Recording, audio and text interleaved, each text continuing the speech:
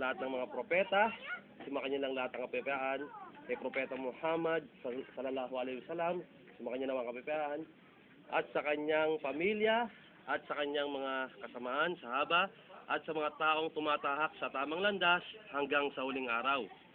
Ang sinumang patnubayan ng Allah subhanahu wa ta'ala, ngayon, walang sinumang makapagliligaw sa kanya, at ang sinumang iligaw ng Allah subhanahu wa ta'ala, walang sinumang makapagpapatnubay sa kanya. Sumasaksi ako na walang ibang Diyos na dapat sambahin maliban sa Allah subhanahu wa ta'ala, at ako'y sumasaksi na si Propeta Muhammad sallallahu alaihi wasallam ang huling sugo at alipin ng Allah. So, umpisa natin dito sa pagkakalikha sa atin dito sa mundo. Ang tanong, bakit tayo nilikha ng Allah dito? Bakit tayo nilikha niya dito sa mundo? Bakit ako nandito ngayon sa Pulo? O bakit ako nandito sa Cavite, sa Nobleta, o lahat sa mansulok ng mundo o lugar? So, ang pagkakalikha sa atin dito ng Allah, may dahilan ang pagkakalikha sa atin dito. Hindi porket na pag nilikha ka niya, ganun lang, o magiging isang laruan ka lang, o parang isang manika na pag sinusian mo, ganun lang. So, ang pagkakalikha sa atin dito sa mundo ay isang pananagutan natin. Yung pagkakalikha sa atin dito, lahat isang pananagutan natin. Lahat dito, lahat tayo mananagot tayo. At tanong, bakit tayo nilikha niya? Bakit tayo narito sa mundo? Bakit ako naging mayaman? Bakit ako naging mahirap? Bakit ako matalino? Bakit naman siya mangmang? Bakit ako gwapo? Bakit naman siya pangit? So, nakatakda na lahat ng nilikha ng Allah. Mapapangasawa mo, tiga Maynila, mapapangasawa mo, tiga Bisaya. So, nandun na, nakatakda na. Ang pagkakalikha sa atin ng Allah subhanahu wa ta'ala dito, may dahilan. Sabi ng Allah subhanahu wa ta'ala sa Quran, sabi niya, Bismillahirrahmanirrahim, sabi niya, wa ma khalaqtul jinna wa insa illa liya'budun. Sabi ng Allah, nilikha lamang ng Allah subhanahu wa ta'ala ang mga jin, yung hindi nakikita at mga tao. Hindi nakikita yung mga tao, yung mga jin, hindi nakikita, at mga tao tayo, maliban at liban sambahin siya. Yun ang tungkulin, at yun ang purpose natin, kung bakit tayo nilikha ng Allah dito, upang sambahin natin yung nag-iisang tagapaglikha. Actually, sila kilala ko na. Yan. Si brother, barkada ko na. Dati yung Katoliko, dati din ng Kristiyano, si brother Arlan, magkapatid. So, dito na namin na-meet. Dito, tiga Long Beach pala dito sila, ma'am.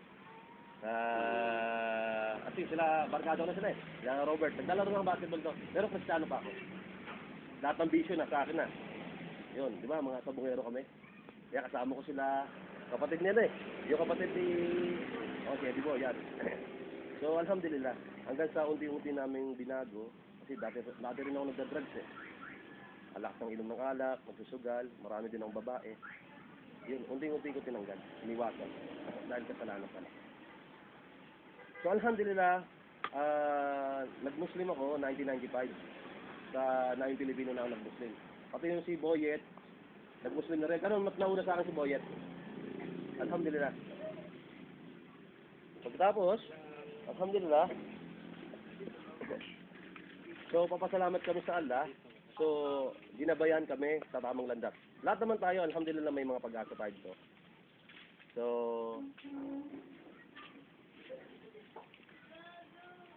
ang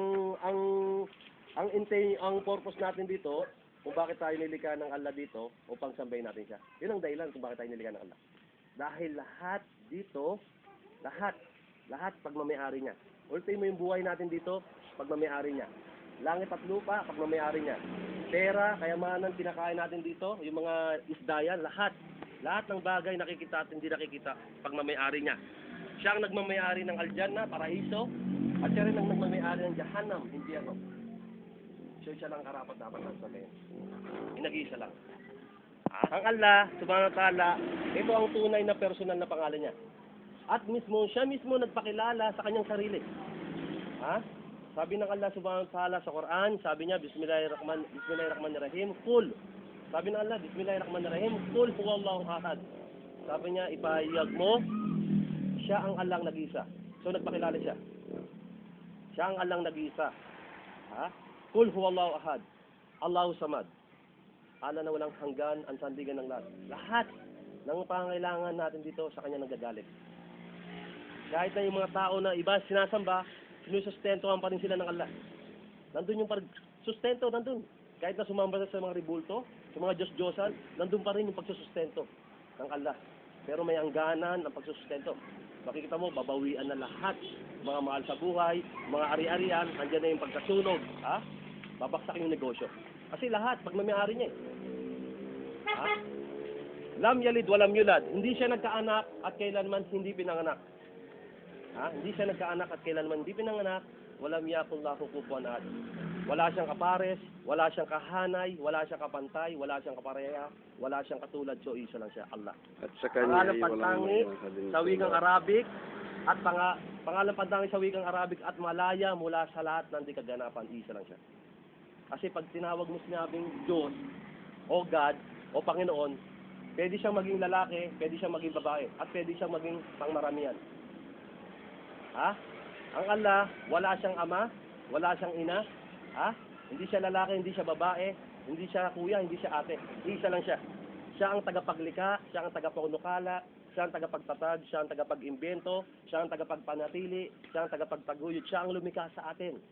At siya lang karapat-dapat natin sambahin. So, isa lang.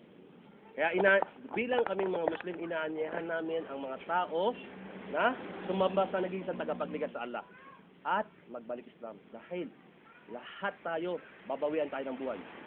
Sang-ayon lahat tayo, mamatay. Sinabi ng Allah sa Quran. Sabi niya, Bismillahirrahmanirrahim, sabi niya, kullu nafsin sa'iqatul maut. Ang lahat ng may buhay, makakatikim ng kamatayan. Wa innama tuwaffawna ujurakum yawmal qiyamah. Sabi niya, at sa araw ng paghukom lamang kayo, sabi ng Allah, gagawaran ng sapat na kabayaran. So lahat tayo, mamatay. Lahat tayo makakaranas ng kamatayan. Matanda, bata, ha? Pag nakatakda na, ha? Kung saan ka lugar o anong oras, anong araw, kapag oras na ng kamatayan ng isang tao, walang makakadlang. Ha? So nakakatakot. So yun ang tungkulin namin